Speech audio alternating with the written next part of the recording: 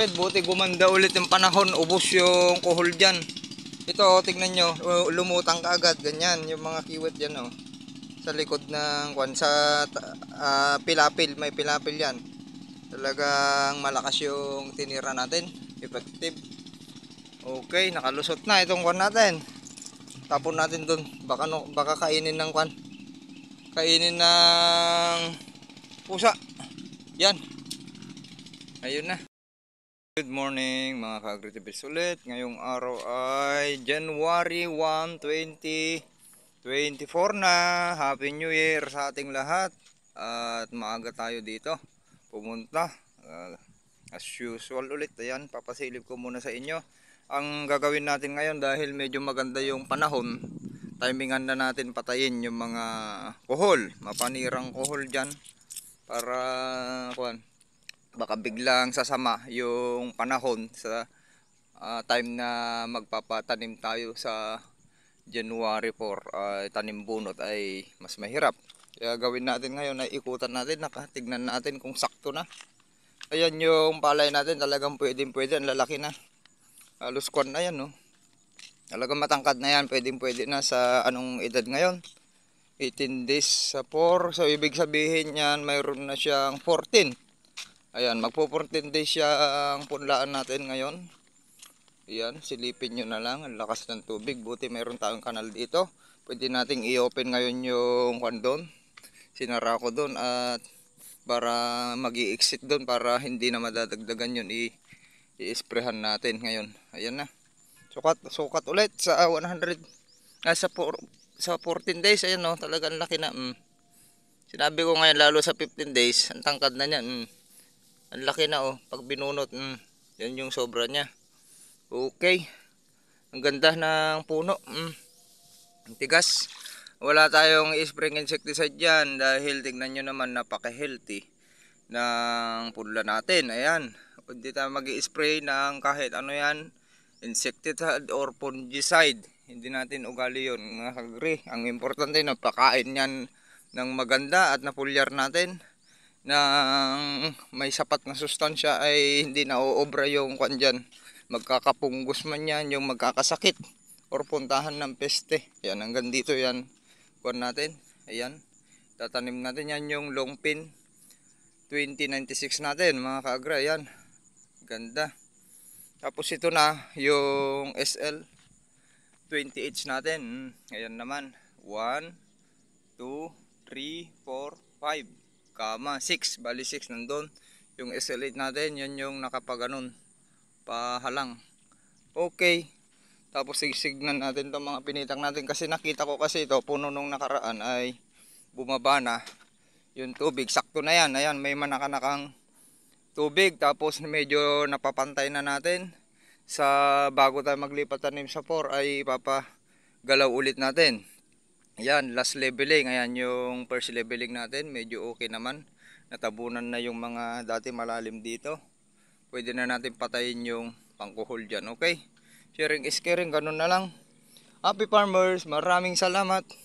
Kulang ng go. At laban ulit. At anihin na natin yung 200 to 300 per hectare, sama-sama tulong-tulong itaas ang ani at kita para sa susunod pag na-hit natin yon, taasan na naman natin ng mas mataas hanggang makamit natin yung gusto nating ani. Pagandahin natin yung protocol, sama-sama tulong-tulong itaas ang ani at kita.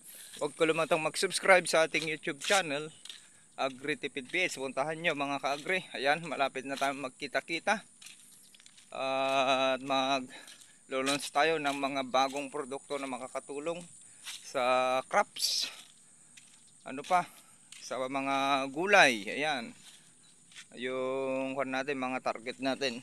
Okay, maraming salamat. Happy New Year. Thank you. New Year mga ka-agritipids. Okay, kumusta naman ang buhay natin? Ayan, ngayon tayo ay tinimingan natin itong climate dahil ang ganda ng panahon ngayon. Kagabi umulan nung bago mag New Year, nung nagluluto tayo.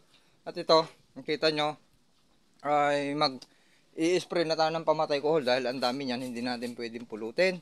para after 4 days pa bago tayo magpalipat tanim ay nagmaumauton, sabi sa Ilocano, yung lason. Kasi halos 2 days lang yan, lason ng pamatay kuhol ay wala na dyan sa palayan. Kaya kung may mga nakalusot ay talagang nakalusot na. Yan, kahit ano naman gamitin yung pamatay kuhol, pare-parehas lang yan, depende lang sa paggamit, kung paano yung diskarte nyo. Ngayon, mahangin, ibig sabihin hindi pwede itong 3 hole or kahit 1 hole hindi natin gagamitin yung ganitong pito. Kasi nga mahangin, sayang yung may tatapon. Okay, panoorin nyo lang. Gagamitin lang natin ito. Close and open, pag control. Okay, panoorin nyo na lang para kung tapos. Ang napaka-importante, lason yan, takpan natin. Dahil nga yan, may breather yan, makahinga para hindi mayupi ito. Okay, lagyan natin para hindi malagyan yung likod natin. Okay, tara. Ayan. At ipupisto ko lang ito mga ka-agritipis. Ganun tayo. New Year nagtatrabaho na. Ayaw ko kasi yung magagahol tayo. Kung may time naman tayo, nakapagpahinga na tayo, time is gold. Okay. Pause muna para i-play natin mamaya. Tignan nyo, medyo maganda yung sikat ng araw. Pag mainit yung panahon ay mamamatay yung kuhol. Yan yung timingan natin. Okay. Paano ba? Tignan nyo kung paano tayo mag-spray. Ayan. Nandun naman si Pinsan James, 1:1. Tayo naman, malalim doon, linagyan natin ng 2 sachet doon, banda, kasi ang lalim. Hindi na natin i-din, sayang yung tubig, okay? Pause muna. 1.5 na sachet. Dahil hindi natin kasi pwedeng parang pulyar na ganun, hindi mapatamaan yung iba, kaya nagdagdag tayo. Ganun lang, kung malalim, magdadagdag kayo kasi nga, malalim yan, hindi kaya ng 1 sachet yung malalim na bahagi. Talagang hindi nyo mapapatay yun, lalo kung pangit yung panahon. Okay? Yan. Palibutan ko yan dahil yung pinakamaraming kuhol nandun sa nakasuksok sa pilapil. Natin kasi baka biglang pangit ng panahon, ulan ng ulan ay lalong masira yung discard natin. Kasi mamatay na natin sa mga kuhol. So yan.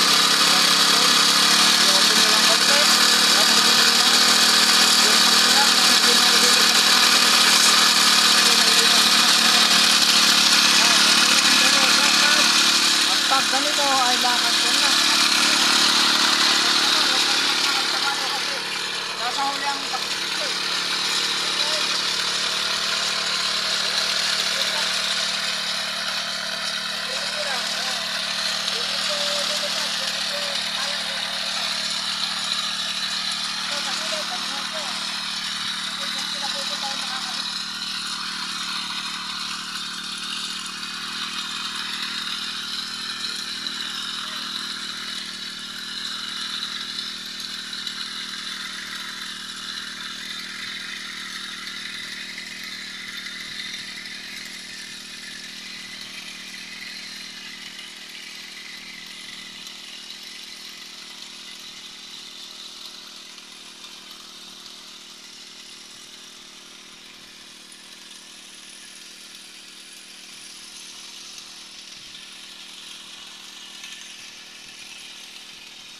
Okay. Ganun na lang at naipakita ko sa inyo. Ganun lang. Ang pag-control. Kontrolin nyo dito. Ang lakas ng hangin. Malakas ang hangin. Kailangan yung buga ng sprayer nyo hindi pino. Para hindi matapon yung ini-spray ninyo. Okay. Ang convert naman dito, benefits natin dito mga kagre. Pinatay natin yung ibang organismo dyan. 2 days lang naman mananatili. Maraming matitira dyan. Tapos kiwit. Tapos kuhol yung pinatay natin dyan. Ang benefits naman yan, ang daming kuhol dyan. Yung kiwit din na namatay dyan ay magiging pataba rin natin. At yung kuhol ay magiging calcium phosphate. Yun naman ang kapalit niyan. Pinatay natin dyan mga kagre. Okay, sharing is caring. Ganun lang at ituloy ko na. Baka haba. Ayan, doon si Pinsan James. Magandang buhay, masaganang ani sa ating lahat ngayong dry season. Happy New Year. Puntahan nyo yung YouTube channel natin, Agritipid PH. Or mag-comment kayo or i-message nyo ako para mapasok tayo sa group chat ng ani ngayon dry season ng 200 to 300 per hectares. Maraming salamat.